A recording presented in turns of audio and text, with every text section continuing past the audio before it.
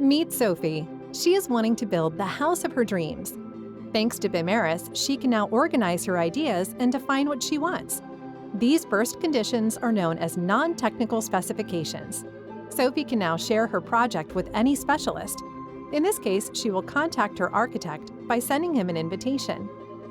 Based on Sophie's ideas, the architect uploads his design proposal.